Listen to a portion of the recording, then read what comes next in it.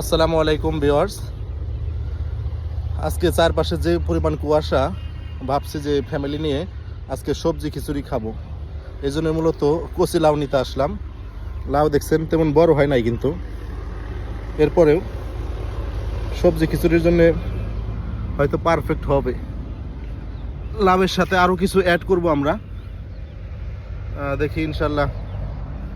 লাউয়ের সাথে শীতকালীন যত সবজি আছে সব কিছুই অ্যাড করে ইনশাল্লাহ সবজি খিচুড়ি রান্না করব।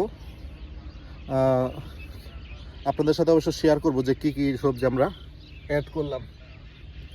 যাই হোক, এই লাউটা সিরার উপযুক্ত হয়েছে, এটাও ইনশাল্লাহ সাথে থাকুন।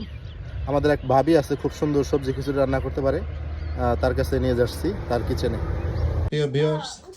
প্রিয় ভিউয়ার্স, আপনাদেরকে বলছিলাম যে ভাবির কাছে নিয়ে আসছি, ভাবির কিচেনে। ভাবি এখন শীতকালীন যেই সবজিগুলো দিয়ে খিচুড়ি রান্না করবে সেগুলো সে আনবক্সিং করবে এখনই। ওকে, এটা আছে লাউ, যেটা আমাদের গাছ থেকে কাটলাম, আপনারা দেখতে পাচ্ছেন। সাথে আছে পালং শাক, আছে পালং শাকও কিছু অংশ দেবো আর কি। সেই সাথে আছে মিষ্টি কুমড়া দেওয়া হবে। এরপরে বাঁধাকপি আছে, বাঁধাকপি দেওয়া হবে।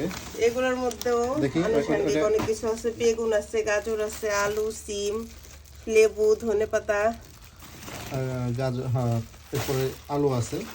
তো এগুলোর সাথে আরও কিছু অ্যাড করা হবে মূলত।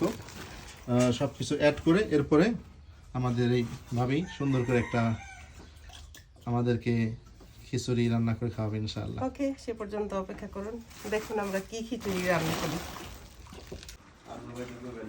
আমাদের রাঁধুনি ভাবি রান্না প্রায় শেষের দিকে, লবণ টেস্ট করছে। দেখেন কি অবস্থা, বিশাল এক কড়াইতে, যাতে কমপক্ষে 30 জন লোক খাইতে পারে আর কি। এটা কিন্তু অনেক বড়। এটা সাধারণত মিষ্টির দোকানের মিষ্টি ভাজেতে সমস্ত কড়াইতে। আশা করি অনেক টেস্ট হবে। হ্যাঁ, থ্যাংক ইউ তোমার এত কষ্ট করার জন্য। বিশাল একটা ইতে দিচ্ছে, দেখছো না? অনেক বড় একটা কড়াইতে। এত বড় কড়াই পাইলা কোথায়? এত বড় কড়াইতে কারবার লাগে না তো, কমার্শিয়াল। আলহামদুলিল্লাহ, অবশেষে আমাদের প্লেটে চলে আসলো সবজি খিচুড়ি। সবজির মিক্স